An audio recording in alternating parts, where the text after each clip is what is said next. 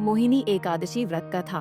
पौराणिक कथा के अनुसार जब समुद्र मंथन के दौरान अमृत कलश निकाला तो देवताओं और असुरों के बीच अमृत को पीने को लेकर विवाद छिड़ गया। असुर देवताओं को अमृत नहीं देना चाहते थे। तब भगवान विष्णु ने एक सुंदर रूपवती नारी का रूप धारण किया जिसका नाम मोहिनी था।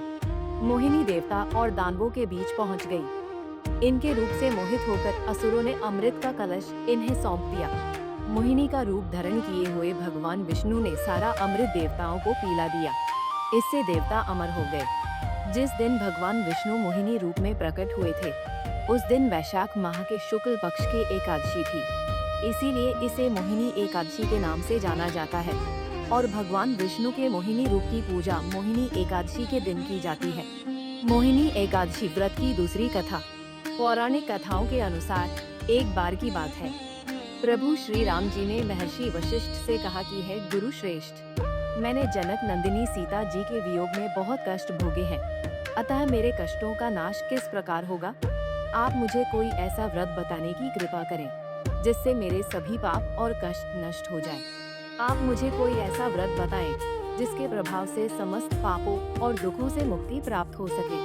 भगवान राम को संबोधित करते हुए वशिष्ठ मुनि ने कहा कि हे राम, आपका प्रिय नाम समस्त प्राणियों के दुखों का नाश करता है, लेकिन फिर भी आपने जन कल्याण के लिए यह प्रश्न पूछा है जो कि प्रशंसनीय है। मैं आपको एक एकादशी व्रत का महात्म्य सुनाता हूँ। वैशाख माह के शुक्ल पक्ष की एकादशी का नाम मोहिनी एकादशी है। इस एकादशी का उपवास करने से मनुष्य के सभी पाप और क्लेश नष्ट हो जाते हैं। इस उपवास के प्रभाव से मनुष्य मोह के जाल से मुक्त हो जाता है। अतः हे राम, दुखी मनुष्य को इस एकादशी का उपवास अवश्य ही करना चाहिए। इस व्रत को करने से मनुष्य के सभी पाप नष्ट हो जाते हैं।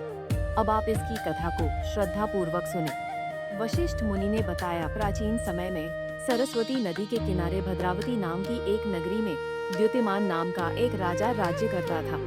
उसी नगरी में एक वैश्य राहत था जो धन धन्य से परिपूर्ण था। उसका नाम था धर्मपाल। वह सदा पुण्य कर्मों में ही लगा राहत था। दूसरों के लिए कुआं, मठ, बगीचा, पोखरा और घर बनवाया करता था। भगवान श्री विष्णु की भक्ति में वह सदा लीन राहत था। उसे वैश्य के 5 पुत्र थे, जिनमें सबसे बड़ा पुत्र अत्यंत पापी व दुष्ट था।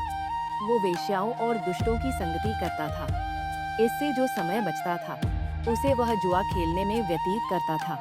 वह बड़ा ही अधर्मी था और देवता, पितृ आदि किसी को भी नहीं मानता था। अपने पिता का अधिकांश धन वह बुरे व्यंजनों में ही उड़ाया करता था। मद्यपान तथा मांस का भक्षण करना उसका नित्य कर्म था। जब काफी समझाने बुझाने पर भी सीधे रास्ते पर नहीं आया तो दुखी होकर उसके पिता, भाइयों और कुटुंबियों ने उसे घर से निकाल दिया और उसकी निंदा करने लगे। घर से निकालने के बाद वह अपने आभूषणों तथा वस्त्रों को बेच कर अपना गुजारा करने लगा। फिर वह चोरी करने लगा। एक बार चोरी करते समय सिपाहियों ने उसे पकड़ लिया और कारागार में डाल दिया। कुछ समय बाद उसे नगर छोड़ने पर विवश होना पड़ा और वह जंगल में पशु पक्षियों को मारकर पेट भरने लगा।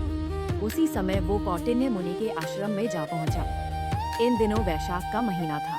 कौटिन्य मुनि गंगा से स्नान करके आ रहे थे।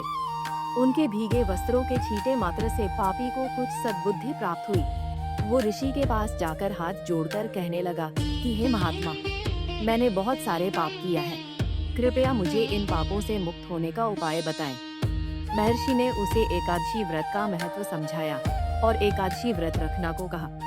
ऋषि ने कहा कि अगर तुम वैशाख मास के शुक्ल पक्ष की एकादशी का व्रत करोगे तो इसके उपवास करने से तुम्हारे सभी पाप नष्ट हो जाएंगे, क्योंकि इस एकादशी को मोहिनी एकादशी भी कहा जाता है।